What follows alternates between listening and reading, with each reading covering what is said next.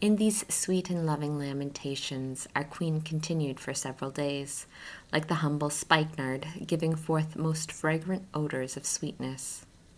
But the Lord remained unmoved by her anxieties, and secreted himself in the hidden recesses of her most faithful heart. The divine providence, for its greater glory and for the superabundant merit of his spouse, protracted this conflict in such a manner that it continued for some time, though not very long.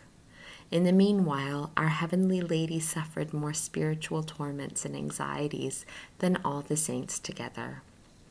For she gradually began to be alarmed by the fear of having lost God and fallen into disgrace on account of her own faults. And no one can estimate or know, except the Lord himself, what and how great was the grief of that burning heart, which had known how to love so much.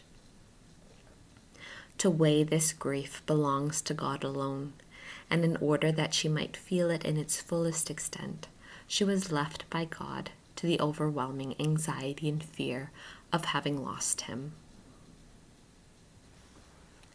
Instruction which my Lady and Queen gave me. My daughter, all goods are estimated according to the appreciation in which creatures hold them, in so far they value them as they know them to be good.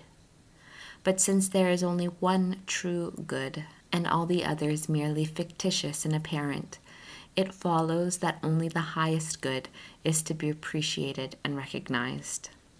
Then only shalt thou give him true appreciation and love, when thou shalt enjoy and esteem him above all created things.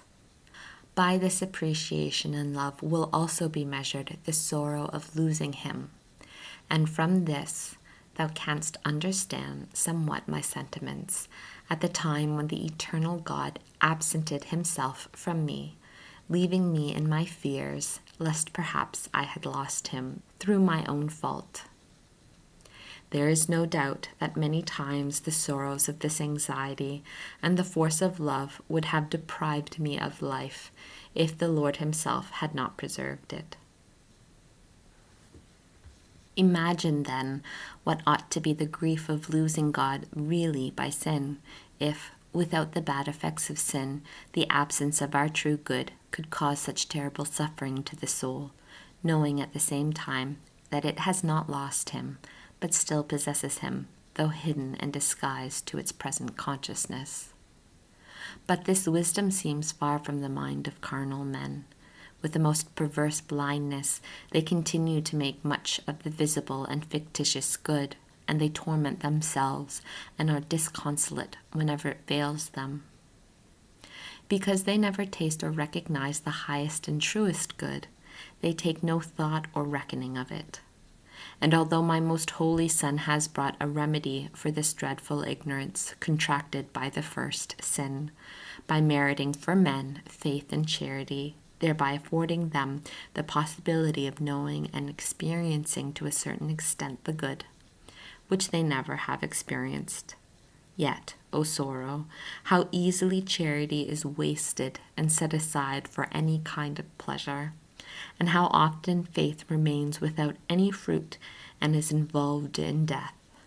The sons of darkness live as if they had only a counterfeit or doubtful connection with eternity. Fear, my soul, this so slightly accounted danger. Rouse thyself and live always in watchfulness and preparation for the attacks of the enemies, who never sleep. Let thy meditation day and night be how thou canst provide against losing the highest good which thou lovest. It is not befitting that thou sleep or slumber in the midst of invisible enemies. If sometimes thy beloved hides himself from thee, hope in patience, and seek him solicitously without ceasing, since thou knowest not his secret judgments. For the time of his absence and temptation, provide thyself with the oil of charity and good intention, so that it fail thee not in time of necessity, and that thou mayest not be rejected with the foolish and negligent virgins.